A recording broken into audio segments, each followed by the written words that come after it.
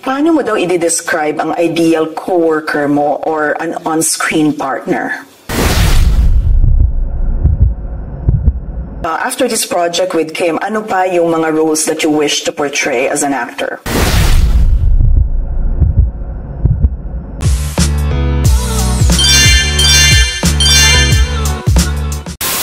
Magandang araw mga kachika! Rigel po ulit ang inyong Chika Patrol. Bago tayo magsimula mga kachika, inaanyayahan ko muna kayong mag-subscribe dito sa ating munting channel para palagi kayong updated sa mga latest at nagte-trending na mga showbiz balita. Matapos kong mapanood yung Birmingham interview ni Kim Chiu at ni Paolo Abilino bago magsimula yung kanilang concert, naisipan kong gumawa ng commentary video tungkol sa mga isinagot nila dyan sa interview na yan.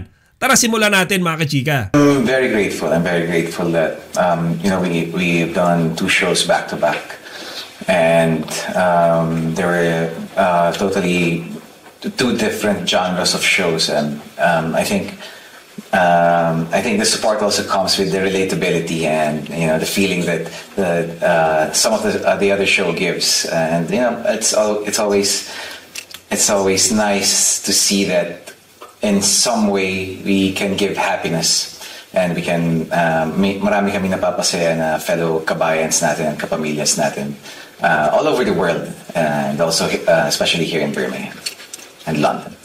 Ako naman, nagugulat ako kasi parang sa airport, may sumasalubong sa amin ng banner, yung mga mukha namin nandun, and then sasabihin nila, bumiyahe kami 5 hours, pumunta lang dito, kayo na pa kami umaga dito. So parang yun pa lang, yung feeling na ganun yung sumalubong sa'yo, yung naghanda talaga sila, they prepared so much para sa arrival namin, is really a big thing for us, na parang, na-touch natin yung lives nila, kaya sinusuportahan nila tayo. So we're very thankful din talaga. So, Diyan mga kachika, alam nyo, ang una kong napansin dalawa sila na very grateful sa lahat ng kanilang mga fans na sumusubaybay at talaga namang sumusuporta sa kanila.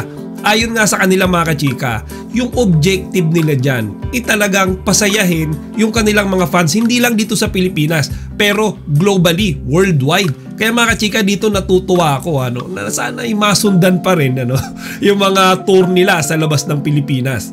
Tara, tuloy natin.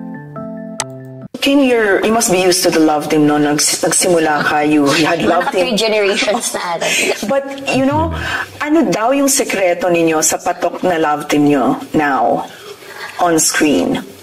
Hindi naman kami talaga binuo as love team ni Paolo. Parang sa project lang talaga na meron kami. And hanggang sa sinuportahan na lang siguro kami ng mga tao. And yun, yung team up na to, parang it's very surprising na may mga nakabuo kami ng isang pamilya. Parang ganun. Okay. And also maybe I think it also comes with the maturity of maybe the actors, and also the maturity of material. Yeah, what the role requires. The past Lin Lang and What's Wrong with Secretary Kim. I don't think young kids could, or young actors could tackle it. I'm not saying totally, but it requires a certain type of maturity for the people playing the actors playing the role, and maybe that's one because it's not really a love team. It's not. Lin Lang isn't even a love story. It's a very dark show if you look at it, but. As I've said earlier, maybe it's the relatability of most of our kabayans and our kapamilyas that made it hit and made our tandem hit. Kachika, ang masasabi ko, tama si Paolo. Kumbaga, sobrang agree ako dyan. Yung role na ibinigay sa kanila sa Lin Lang at What's Wrong with Secretary Kim, hindi basta-basta mga characters yan mga kachika. Dapat dyan mga veterano talaga ang gumaganap. At nagampanan naman nila mga kachika, silang dalawa, di ba yung Lin Lang, may pagka-dark yan. Kumbaga talagang yung mga eksena doon, kikilabutan ka. Tapos yung What's Wrong with Secretary Kim naman, pakilig, kumbaga romance comedy siya. At talaga namang wala silang hindi napakilig mga kachika. Ako sa totoo lang, kahit yung mga senior citizens, parents ko, pag napapanood yung mga sweet and kilig moments doon mga kachika, napapatili sila Tara, tuloy natin. And these two questions is para kay Kim only. Kim, ano daw yung staying power mo? What do you think is your staying power in showbiz? Grabe naman, staying power. No, because, nakita ka nila as from Pinoy Big Brother, then my love team, now it's like, you're here, still here. I think, naka-benefit ako sa PBB kasi parang I started as a young Cebuana girl. Parang my life is an open book dito sa showbiz. So parang when it comes to my personal life, alam na rin ng mga tao kung ano nangyayari sa akin, kung ano mga projects ko. So parang na rin kasabay ko silang lumaki yung audience. So ako naman hindi rin naman ako madamot mag-share ng mga nangyayari sa life ko. And I think that's what feeds them also. Na parang, not what feed, pero parang yun yung parang kasabay ko silang lumaki. So, parang audience ko na din sila. And I grew up in front of their bare eyes. So, parang, si Kim dati sa PBB. Parang, binoto kita dati. Hanggang ngayon, may nagsasabi pa rin sa akin, binoto kita dati. Oh, thank you for may bayad pa yung photo dati. Nag-invest sila sa'yo. So, parang, Diyan mga kachika, sobrang thankful ako kay Kimi dyan. Alam niyo, for sharing almost all of her activities with us. Kasi kung walang sinishare sa atin si Kim, wala tayong maire-report eh. Kumbaga mag-aabang lang tayo sa mga mainstream media na i-report kung ano ba yung mga ginagawa niya or dun sa mga shows niya. Thankful tayo kasi mga kachika, tuwing magpo-post siya ng mga simpleng events, activities na ginagawa niya kahit siya lang mag-isa or kasama si Paulo, malaking bagay yan mga kachike kasi dyan tayo nakakahingi or nakakakuha sa kanya ng mga updates kung kamusta na ba siya, ano na ba yung status niya, kung nasaan na ba siya, yung mga ganun simpleng bagay mga kachika. Kaya dyan ako at yung mga fellow vloggers ko, pati na rin kayo ng mga manonood, sobrang thankful tayo dyan, grateful tayo kay Kimi dyan. Bihira yung mga ganyang artista mga kachika, sobrang bihira yung nagsishare ng kanilang mga activities kahit saan, yung tipong kahit alam niyo kachika, nagja-jogging sila or alam niyo yun, sinishare yung mga damit na susuotin nila.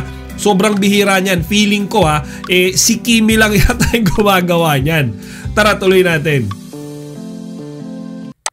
Boto nila dati, lumago na siya hanggang ngayon. So parang I give back naman to them by giving beautiful projects also and in-update ko din sila sa mga day-to-day life ko. And parang barkada kami lahat.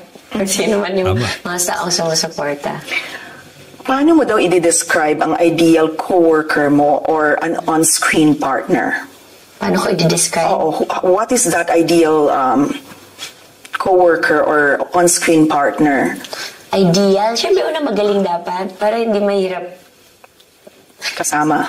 Katrabaho or ka-eksena or parang hindi mahirap umarte kasi parang naman yung magaling pero sana marunong yung meron siyang presence of mind. Mga chika, doon sa sinabi niyang magaling, feeling ko si Paolo Abilino yung tinutukoy niya dyan kasi tinitignan ko yung facial reaction ni Paolo Abilino. Parang alam niya na siya yung tinutukoy ni Kim kasi 'di ba lahat ng mga interviews nila dati sinasabi ni Kimi na talagang si Paulo madalas yung nagdadala sa kanya sa lahat ng mga eksena na ginagawa nila. Siguro dahil mas experience si Paulo dun sa mga bagong genre ng films na ginagawa nila, ng mga teleserye na ginagawa nila. Kaya nag-guide niya si Kimi para mas maging maganda yung kalabasan ng mga eksenang ginagawa nilang dalawa. Tuloy natin. And gusto niya yung ginagawa niya, yun talaga yung number one. Kasi mayroon namang tao na hindi niya masyadong gusto yung ginagawa niya or he or she's just doing it for work. Dapat makikita mo naman kung may passion yung tao sa ginagawa niya. Kasi nakikita naman yun sa TV or nag-reflect. So parang dapat gusto niya yung ginagawa niya more than magaling. Okay. Siguro. To Paulo, ano pa daw yung mga, after this project with Kim, ano pa yung mga roles that you wish to portray as an actor? Marami pa po Marami pa po akong gustong gawing talaka, gawing mga mga character, mga roles na hindi ko pa nagagawa before. Pero I've always said this during my any interviews that I've been asked this question. I always tell them, as long as it's new, as long as it's something I haven't done before, and I would be challenged, then I would consider doing it. Mga kachika, ako medyo napaisip ka agad ako dun eh. Kahit si Paolo, di ba, medyo napahinto siya, napansin nyo. Nung tinanong na after this project with Kim, di ba mga kachika, parang lahat mapapaisip eh. Ito na ba yung parang last project nila together? Wag naman sana. Siguro kung tatanggap naman ng mga bagong role si Paolo eh, no? Sana eh, isama niya pa rin si Kimi. Kumbaga, silang dalawa pa rin. Kumbaga, wag nila munang tapusin yung Kim Pao kasi lahat ng tao ngayon, as in lahat sinusuportahan sila eh. Kahit anong gawin nilang pelikula, siguradong patok yan sa takilya. Mamahalin niya ng masa. Kahit ano pa yan. Kaya sana lang kung magkakaroon siya ng next project, si Kim pa rin yung kasama niya. Wag naman sana nilang tapusin na after this project with Kim. Kumbaga, hindi pa sila tapos ni Kimi, nagsisimula pa lang ang Kim Pao. Tuloy natin. And what is your dream project now after this current one?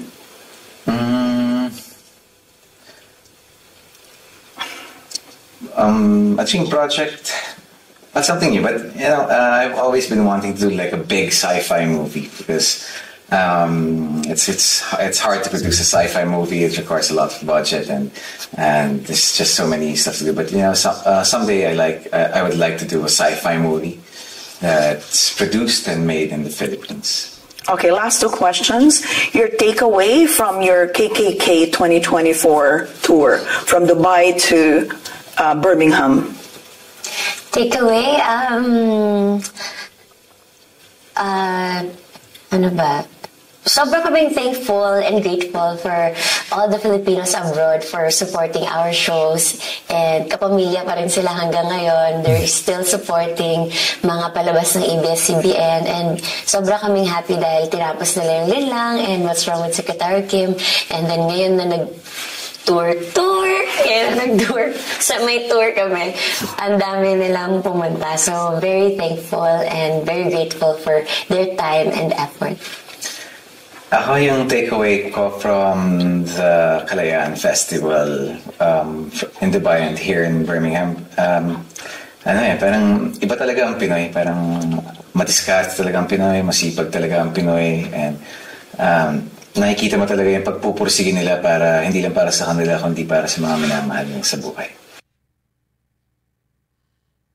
Chika, very well said. Alam niyo yung sinabi dyan ni Paolo Abilino na nakita niya sa mga tao, sa mga Pilipino doon, dyan sa Birmingham. Shoutouts nga pala sa mga taga Birmingham, na talagang sobrang sipag ng mga Pilipino. Iba yung mga kababayan nating Pilipino.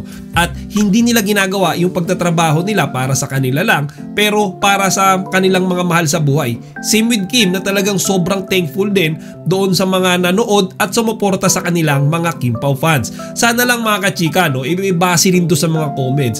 Sana'y mabigyan pa nila ng mga next projects, mga pelikula, more teleserye, at kung ano-ano pang mga, kung saan-saan pang tour ang Kim Pao. Kasi mga kachika, sinusuportahan ng mga tao Kumbaga, sabi nga doon sa comment section ng video na yan, anong Kim Pao show pa yan, susuportahan namin yan. Which is true naman mga kachika, sa dami-dami nung mga nanonood sa kanilang mga mall shows, sa kanilang mga tour, dun pa lang mga kachika, makikita mo na ibo talagang mga fans yung sumusuporta sa kanila. Mapabata, middle age, hanggang sa ating mga pinakamamahal na senior citizens. Talagang mahal na mahal ang Kim Pao. O siya mga kachika, hanggang dito na lang muna. Sana wag nyo kalimutang ibahagi ang inyong mga opinion dito sa comment section. Chika Patrol signing out. Huwag niyong kalimutan mag-like, comment, and subscribe. Para sa iba pang mga celebrity news, i-click lamang ang mga videos na ito.